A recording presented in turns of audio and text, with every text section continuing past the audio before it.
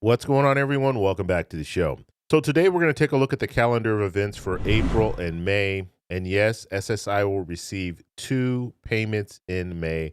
I'll explain all that in this video. But first off, if you guys can do me a favor, please like the video, subscribe to the channel, hit that little bell notification, and then click all. By clicking all, you'll get notified anytime we post a video.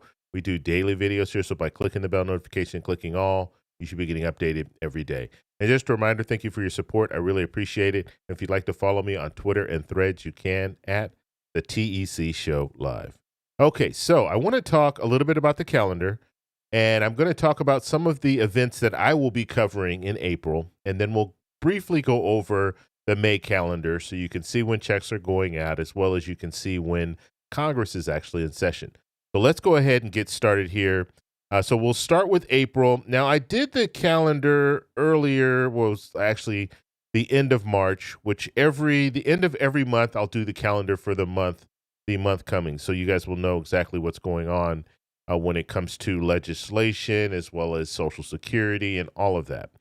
All right, so just looking at the calendar, and I'll briefly go over April one more time, just in case you didn't catch that video that I posted last week. But when it comes to checks going out, SSI will receive a check on the 1st, which they've already received that. And then on the 3rd, the checks went out for people who started receiving Social Security benefits prior to May of 1997. And then we go into this week here. So we're now going to see Congress return.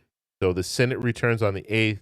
And then on the 9th, we'll have both the Senate and the House in session. Now, this is an important date for us to focus on, the 9th. And the reason for that is we're probably going to see a motion to vacate. And so Marjorie Taylor Greene has already indicated that she filed a motion to vacate. Now, will she follow through with that? We're unsure at this point, but it's going to be the talk. That's what they're going to be discussing. Because right now they're trying to see if they can vote on funding for Ukraine. If they vote on funding for Ukraine, so if the speaker decides to vote on funding for Ukraine, Marjorie Taylor Greene has indicated that she will file, or she will actually move forward this motion to vacate. And if she gets support from her colleagues, then we could see Mike Johnson, the Speaker Johnson, ousted, and then we'll have to vote on another speaker. So we're going to do all of this all over again. And so we'll have to see what happens with this. But I think realistically, if it doesn't happen now, it's probably going to happen maybe a month or two from now, because there'll be another issue. I mean, you have what we're looking at right now is you have Speaker Johnson, and he's trying to wrangle the GOP House members. That's basically what he's trying to do. So you have the Freedom Caucus, who are, you can say, on the far right. And they are the ones that are causing most of the problems. And they have the power with just one member to file a motion to vacate. And so that's what they're probably going to do. And then they'll have to get I think they'll only need like 2 or 3 votes to actually move forward with this motion to vacate, which is going to be interesting. So, and that's only if Democrats all go along with the motion to vacate. So Democrats would have to vote in lockstep with this far right faction. And if they can do that and get the majority vote, then that would ouster Speaker Johnson, and then we'll have to have a vote all over again and try to find out who the next speaker is going to be. So we're going to be looking on the 9th to see what happens, see if Marjorie Taylor Greene actually moves forward. I'm thinking she's probably going to just kind of delay this a little bit to see if Speaker Johnson will move forward with this funding for Ukraine. If they move forward and pass a bill to fund Ukraine, that's when we'll probably see this motion to vacate, and they'll have a vote at that point. Now, Democrats can squash this. Democrats can say, you know what, we're going to keep Johnson in place, but he's going to have to meet some of our demands. And so there's going to have to be some negotiation when it comes down to that if Democrats vote to keep Speaker Johnson there, because they can easily do that. So we'll just have to follow that and see where it goes. On the 10th, that's when the checks go out for people whose birthdays fall between the 1st and the 10th. And then on the 17th, Social Security benefits will go out to people whose birthdays fall between the 11th and the 20th. And then on the 24th, that will go to people whose birthdays fall between the 21st and the 31st. Okay. Now, another important date here, and this is what we'll be covering this as well. The 15th, the hush money trial. That's when that will start. And this is a felony criminal case. So we're going to follow it and see how this turns out. And so I think they're doing jury selection on the 15th, and then they'll just move forward.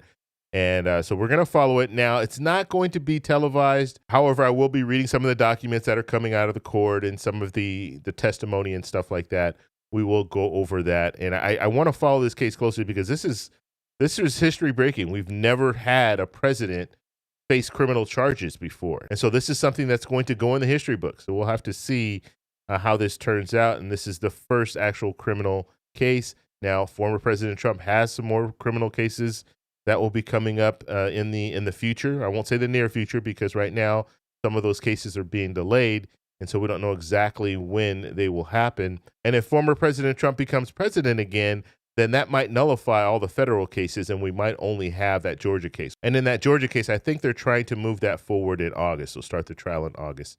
So we'll have to see where that goes. Okay, so looking at April, those are the events that we'll be covering. And now looking at May, we have Congress is going to be, they're going to be in session pretty much the whole month. The only time off will be that last week of the month. Okay. Now, I did talk about 2 payments going out to SSI, and I just want to show you this here. So on the 1st, you'll have SSI benefits will go out. And then on the 31st, SSI benefits will go out. And that's because June 1st falls on a Saturday. So they're going to pay it out one day before.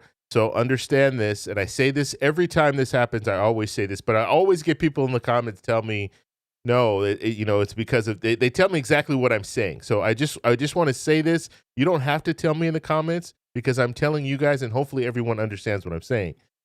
The check this on the 31st, the check in May on the 31st is for June. Okay, so you will not receive a check in June. Okay, so hopefully that is clear. So if you're receiving SSI benefits, you're going to receive a check on May 1st, and you're going to receive the check for June on May 31st. And then when we look at the other Social Security benefit checks on the 3rd, if you started receiving Social Security prior to May of 97, your check will be going out on that 3rd. And then the 8th, the 15th, and the 22nd, depending on when your birthday falls, that's when those checks will go out. And so hopefully that clears up the calendar for the next 2 months so you guys understand what's going on.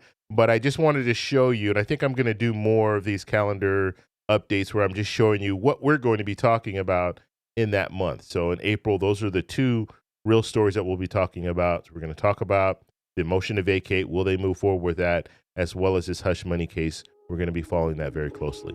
If you guys have any questions, let me know in the comments below. If you like this video, please give me a thumbs up. Please subscribe for more, and I'll talk to you in the next one.